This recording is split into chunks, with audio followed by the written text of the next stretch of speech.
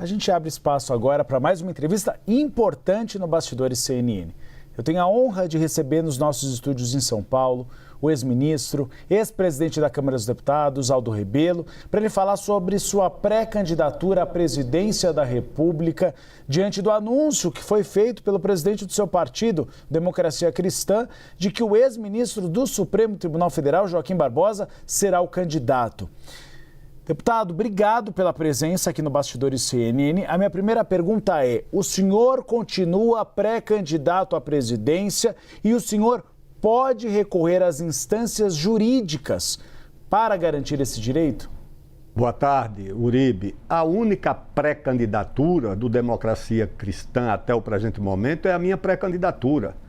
O anúncio feito pelo presidente João Caldas de uma possível pré-candidatura do ex-ministro Joaquim Barbosa, até agora é uma hipótese, até agora é uma ilação. Por quê? Porque ele não assumiu essa pré-candidatura, não se manifestou sobre ela, ninguém sabe nem se ele está no Brasil ou nos Estados Unidos, numa casa que tem lá em Miami.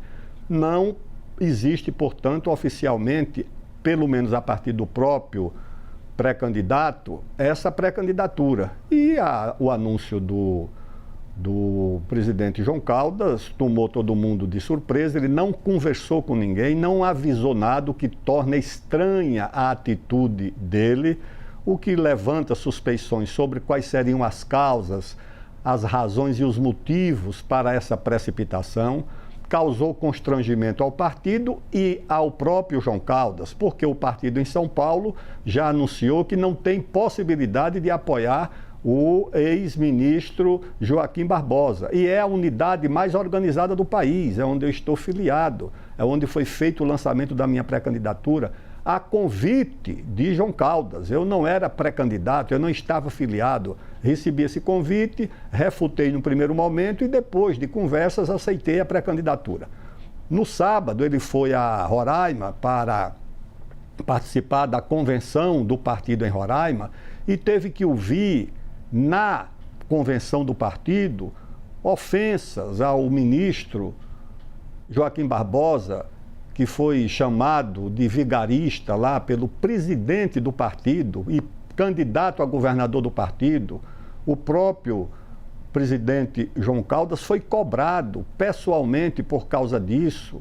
E o presidente do partido em Roraima disse a ele, na frente dele, que se o Joaquim Barbosa aparecer em Roraima, o Democracia Cristã receberá ele a pedradas. Você imagine o constrangimento. E outras unidades do partido. Agora se pergunta, então qual foi a motivação? Por que não avisou? Por que não conversou? Por que não discutiu? Aí começa a surgir na política aspectos de dramas shakespearianos ou rodriguianos, dignos de Nelson Rodrigues e de Shakespeare. Por quê? Porque acontece que em Alagoas surge um escândalo ligado ao Banco Master, quando a prefeitura de Maceió comprou 116 milhões de reais em títulos podres do Banco Master pelo Instituto de Previdência de Maceió. O prefeito era o filho do deputado João Caldas. O presidente desse Instituto de Previdência, muito ligado a João Caldas. A Polícia Federal abriu uma investigação e eu via que João Caldas estava muito nervoso e chegou a perguntar se haveria interferência desse processo do Banco Master em Maceió na nossa campanha ou na nossa pré-candidatura. Eu disse não, porque nós estamos muito distantes desse universo. Eu estava e estou distante desse universo, mas ele não. Por quê? A ideia é que essa venda desses títulos envolve não apenas o prefeito, mas envolve o próprio João Caldas, o prefeito, ex-prefeito, né? É candidato em Alagoas, o João Caldas também é candidato em Alagoas. A oposição já está usando esse escândalo nas eleições de Alagoas e circula o dossiê dos negócios da família Caldas na prefeitura de Maceió, e diz, olha, provavelmente ele procurou algum tipo de proteção de um ex-ministro do Supremo, porque essa investigação vai para o Supremo Tribunal Federal. Além do que, como eu tenho tido uma posição muito crítica em relação ao Supremo, ele foi atrás de um ex-ministro do Supremo, quem sabe, para sinalizar que não está de acordo com a minha visão crítica do Supremo. O problema é que o Supremo hoje tem uma uma visão muito ruim na população. Ninguém vai aceitar que o Supremo, que já se mete em tudo, aí vai ter um ex-ministro Supremo como candidato a presidente da República. Isso não tem cabimento, isso não se explica a não ser por esse temor, por esse receio do presidente João Caldas das investigações sobre o Banco Master a partir da Polícia Federal em Maceió e das repercussões políticas nas eleições de Alagoas para o filho e para ele, e desses dossiês que circulam em Brasília e em Alagoas sobre os negócios da família na Prefeitura de Maceió. Deputado, pelo que eu consegui entender da fala do senhor, o senhor acredita que esse posicionamento da direção do partido é uma questão de uma inimizade pessoal do presidente João Caldas com o senhor? E mais, o senhor acredita que uma eventual candidatura de Joaquim Barbosa é fogo de palha? Não se sustenta? Uribe, não há nenhuma inimizade. Nunca tive nenhum problema com João Caldas, pelo contrário. João Caldas foi da mesa da Câmara quando eu era presidente da Câmara. Foi envolvido naquele escândalo do sanguessuga, depois foi condenado por aquele escândalo. E eu procurei ajudá-lo do jeito que podia, dentro das minhas limitações, inclusive mandando o secretário-geral da mesa ir até a casa dele, que ele estava muito intranquilo, muito nervoso, o gabinete dele estava muito inseguro sobre a atitude que ele poderia tomar. Então eu sempre tive uma relação muito boa. E ele insistiu muito para que eu me filiasse ao DC para ser pré-candidato. E não tivemos nenhum problema. O problema não é com a direção do DC. O problema é ele realizar um anúncio sem consultar ninguém, sem falar com ninguém. Não há nenhum problema, nem inimizade, nem pessoal. O que há é uma atitude inesperada da parte dele, com uma pré-candidatura que eu tenho certeza que não vai acontecer. O ex-ministro Joaquim Barbosa foi convidado pelo PSB lá no passado, quando o PSB tinha governadores de São Paulo, governador de Pernambuco, governador não sei de onde, tinha bancada, tinha tudo. Ele se filiou e um mês depois desistiu. Agora, numa situação muito mais difícil, não acontecerá. Por essa razão, ainda é a possibilidade do DC ter uma pré-candidatura ou uma candidatura oficial, é a minha presença no processo eleitoral. Eu vou chamar a nossa analista de política, Edilene Lopes, para fazer uma pergunta ao senhor. Ministro, boa tarde, prazer falar com o senhor novamente. O assunto que tem movimentado a política brasileira desde a semana passada é o vazamento do áudio de Flávio Bolsonaro para Daniel Worcar, o dono do Banco Master. O senhor, ainda como pré-candidato, como se coloca, como é que avalia que esse áudio, esse escândalo, afeta a corrida eleitoral no Brasil? E o senhor foi pego de surpresa por esse áudio? Não, claro que ia afetar. Por quê? Tirando nós que estamos aqui nessa entrevista, quem é que escapou das malhas do Banco Master? Alcançou todo mundo. E, naturalmente, isso vai nivelar o processo eleitoral por baixo, pela lama, pela rejeição, pelas acusações. Por quê? Porque o que mais afetou, na minha opinião, mais do que, inclusive, o áudio, é a forma como a crise foi enfrentada. Diz uma coisa de manhã e de tarde aconteceu outra. À tarde diz outra coisa e à noite já é outra diferente. Eu acho que isso vai nivelar. Por quê? Porque, naturalmente, a oposição vai tirar da gaveta de volta o mensalão, o escândalo do Petrolão, isso tudo vai voltar. Ainda tem uma reserva aí nesse escândalo do INSS.